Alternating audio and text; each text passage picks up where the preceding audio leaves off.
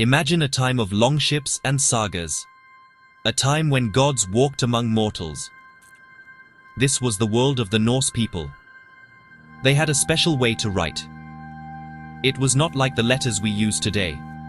They used symbols called runes. These runes were their alphabet.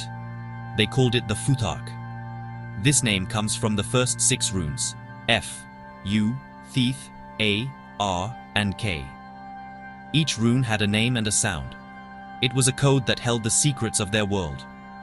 These were not just letters for writing lists or messages. They were something much, much more. The Norse people saw the world differently. For them, everything had a spirit. The wind whispered secrets. The trees held ancient wisdom. The stones remembered the past. The runes were a part of this living world. They were a bridge between people and the hidden forces of the universe. To write with runes was to speak with the world itself. It was a way to capture power. It was a way to make your mark on reality.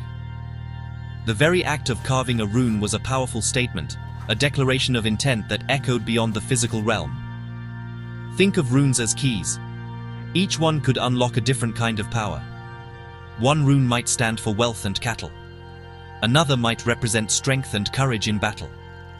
A third could mean ice, a force of stillness and danger. By combining these runes, a person could create a powerful message. They could ask for protection on a long journey across the sea.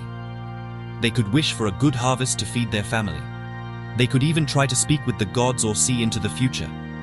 These symbols were their connection to the magical fabric of existence. This ancient code was not just for scholars or priests. It was used by many people in Norse society. Warriors carved runes on their swords for victory. Farmers put them on their tools for a bountiful crop. Sailors etched them into their ships for safe passage through stormy waters. The runes were everywhere. They were on memorial stones for the dead. They were on small pieces of jewelry worn for luck. They were a constant, visible reminder of the magical world the Norse people believed they lived in. A world where words had the power to shape destiny. Where did these mysterious symbols come from? The Norse myths tell a powerful story. The god Odin, the All-Father, wanted to gain ultimate knowledge. He wanted to understand the secrets of the universe. To do this, he made a great sacrifice. He hung himself from Yggdrasil, the great world tree. He hung there for 9 long nights. He was wounded by his own spear. He had no food or water. At the very end of his ordeal, just before he fell, he saw the runes.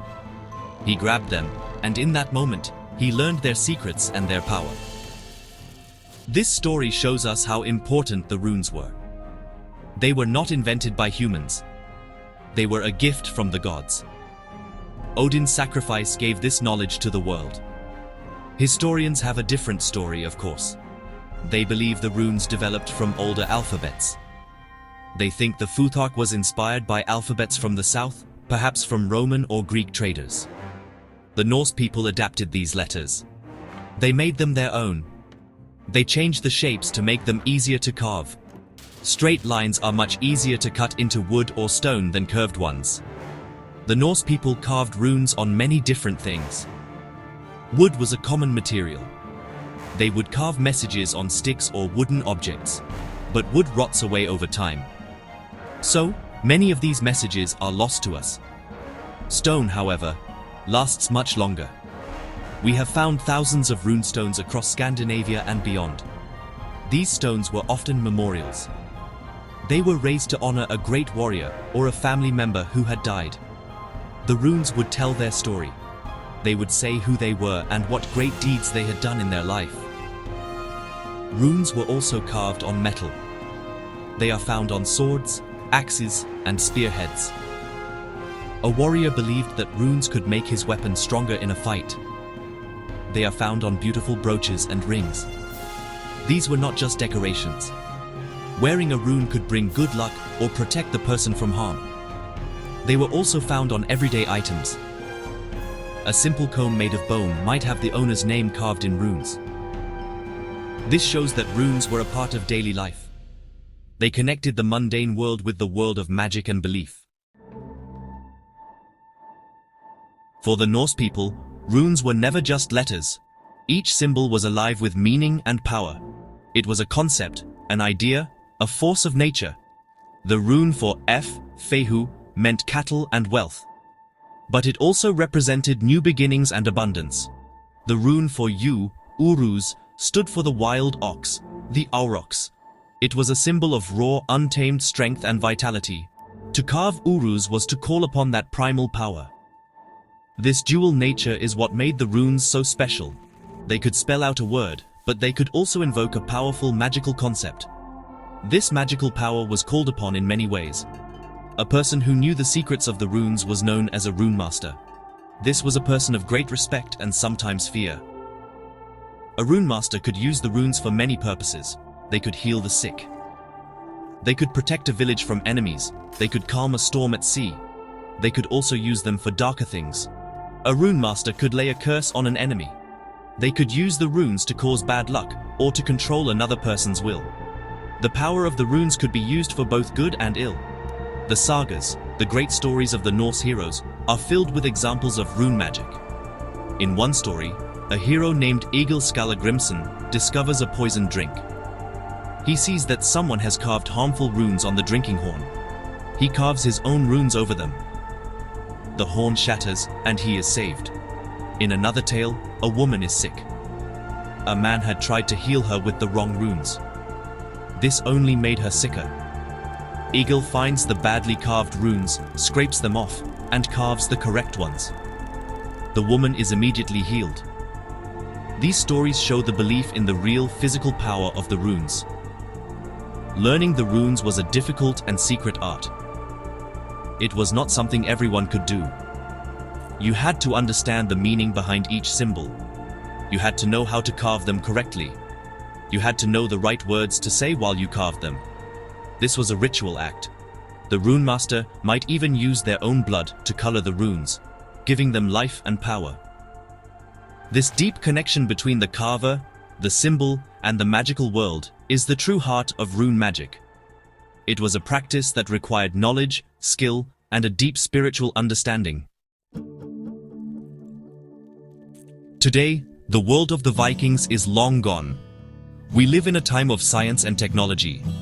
So why do people still find these ancient symbols so interesting? Part of the answer is the mystery. We don't know everything about the runes. We have found many runic inscriptions, but some are very hard to understand. Some seem to be coded messages that we have not yet broken. Others are just single runes whose purpose we can only guess at. This mystery pulls us in. It makes us want to learn more and try to solve the puzzles left behind by the Norse people.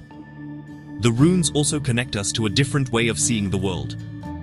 In our modern lives, words are often just words. But the runes remind us of a time when language was seen as magical. They represent a belief that the world is filled with hidden forces and secret meanings. This idea is very appealing. Many people today are looking for a deeper connection to nature and to the past. The runes offer a pathway to that connection. They are a link to a worldview that was more spiritual and enchanted than our own. They feel authentic and powerful. This interest has led to a revival of the runes. People today learn the Futhork. They make their own sets of runes from wood, stone, or clay. They use them for meditation or for divination, trying to gain insight into their own lives. This is a new way of using the runes, different from how the Norse people used them. But it shows that the power of these symbols is not dead. They continue to inspire people. They are used in art, in tattoos, and in stories. The runes have found a new life in the 21st century.